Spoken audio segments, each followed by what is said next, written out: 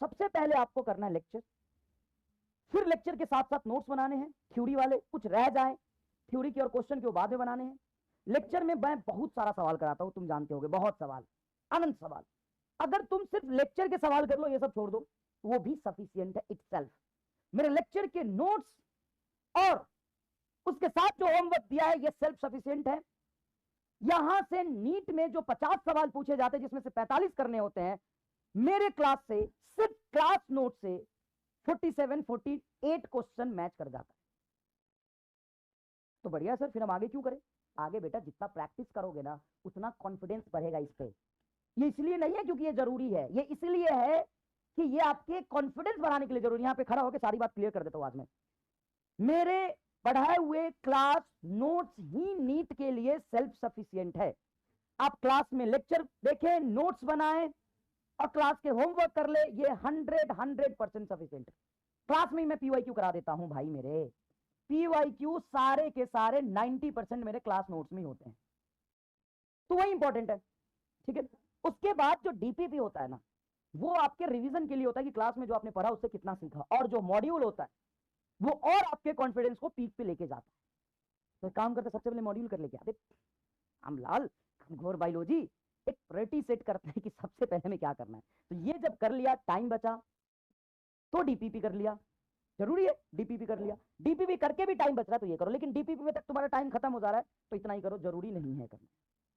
लेकिन अगर तुम्हें टाइम मिल रहा है क्योंकि तुम्हें सेलेक्ट होना है, तुम कोई भी कमी नहीं छोड़ना चाहते हो, 0.01% भी कमी नहीं छोड़ना चाहते हो, तो ये है तुम्हारा स्टॉप पॉइंट, ये है तुम्हारा स्टॉप पॉइंट।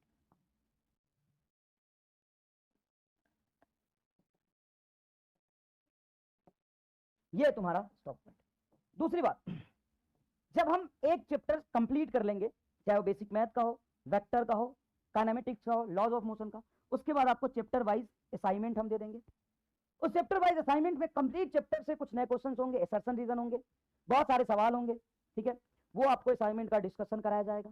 साथ साथ में मैं खुद रिकॉर्डेड लेक्चर के फॉर्म में आपको summary lecture plus short notes दूंगा। जब आप काइनेमेटिक्स कंप्लीट कर लेंगे, लॉज ऑफ मोशन कंप्लीट कर लेंगे, तो आपको 100% उस पर कॉन्फिडेंस होगा, आपको सारा कंसेप्ट पता होगा। लेकिन 4 महीने बाद जब वो टेस्ट में आ रहा होगा तो आप भूल जाएंगे।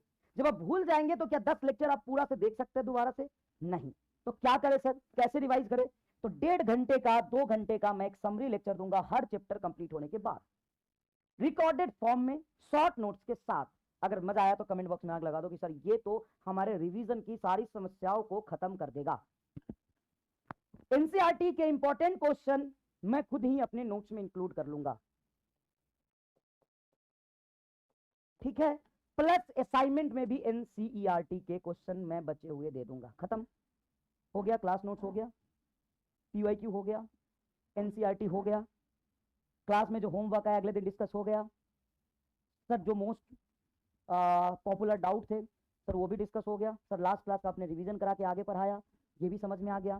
सर डीपीपी भी मिल गया, उसका सॉल्यूशन भी मिल गया। सर मॉड्यूल से आपने कुछ होमवर्क दिया वो भी मिल गया। उसके बाद चैप्टर खत्म होने के बाद असाइनमेंट मिला, असाइनमेंट में नए सवाल और एनसीईआरटी के सवाल होंगे, सर उसका भी डिस्कशन हो गया।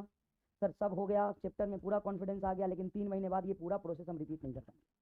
और बेटा आज हमें रिवीजन करने की जरूरत पड़ती है पढ़ाने से पहले। तो तुम तो छोटे बच्चे हो, एकदम घनघोर बायोलॉजी हो, तो तुम इतने घनघोर बायोलॉजी हो कि तुम्हें इस फिजिक्स के 10 लेक्चर एक दिन में कैसे रिवाइज कर पाओगे?